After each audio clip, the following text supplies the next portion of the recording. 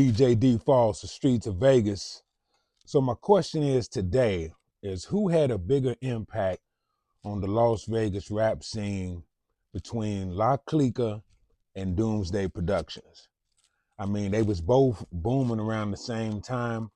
I'm thinking like 93, 95 kind of ish era, kind of where they was really starting to, make their way and make some noise in the city. I can't remember who I heard first, if it was like Clicka or Doomsday, but I want to say, man, it's tough to say who I heard first, but shout out to Kid Swahili because he introduced me to like Clicka, I think, because I heard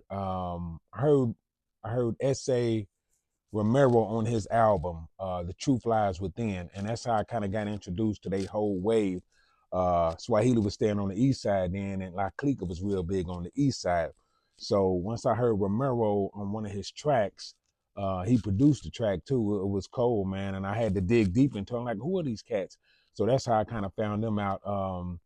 As Romero, Bad Boy, and S.A. Brown. They was La Clica. And somewhere along the lines, I was staying in Northtown. Somewhere along the lines, I heard of Doomsday Productions. They was a cat that my cousin knew was doing. My cousin Mike Lawson was doing. They was doing security for him. They was like the bodyguards behind him. Chief, shout out to Chief, R.I.P. Chief. And so he was kind of like the management and the security for him. So by me being, attached to my cousin and with them, I kind of got in that fold with Doomsday. So I started getting up on Doomsday Productions.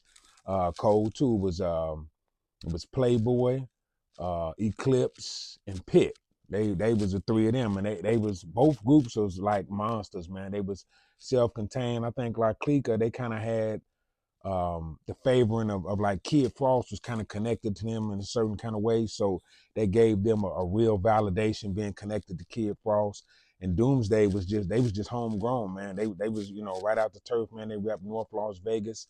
And both their first albums was cold. Like Clicka's first album was like, they came out like they been out. That was when the West Coast was really popping. The emergence of like the West Coast was really thriving. So like Clicka hit the scene like, they been out. Same thing with Doomsday. Doomsday was kind of affiliated with Brother Lynch Hung. I forgot what the connection was, but somehow they was kind of affiliated with Brother Lynch Hung. So they had that whole gangster horror vibe, something like that. I think Playboy Preston, he was the producer. He did all their beats and stuff. Both albums was cold, man. And I think they end up doing some stuff together on a couple projects that Doomsday put out.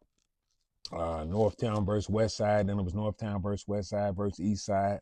So they kind of clicked up. It wasn't no battling the who's that they was just respectively doing their own things in their own lanes, man. I want to say La Clica was kind of representing for the Hispanic, for the East Side, and Doomsday was kind of doing their thing for Northtown, the North Side. But they both, you know what I mean, paved the way in Vegas in that era, man, and it spanned on, to the 2000s later on. I think La Clica, they end up breaking up. Bad Boy went his way, and I think S.A. Brown and Romero, they kind of stayed together and did a couple more projects. They probably released collectively together maybe 2 albums, I think, as a group before they broke up and started doing their thing. Doomsday, I think they put out about 3 or 4 albums, but they did some compilations. When the compilation game was real big, I think they did 3 compilations. Northtown, the Northtown stuff I just mentioned. So they both, paved the way, man, for a lot of other artists. Gave Vegas that legitimate stamp of real artists and music coming out of Vegas.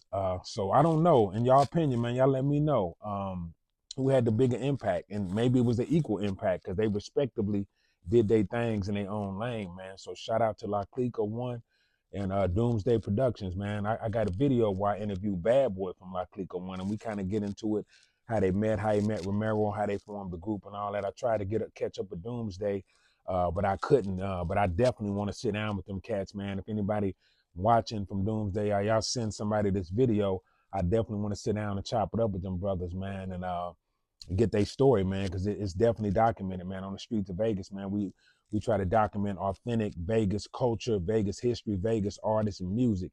So At some point, I definitely like to get that story, man. But y'all let me know who y'all think had the biggest impact, man, and why. DJ DFos, the Streets of Vegas, and we out.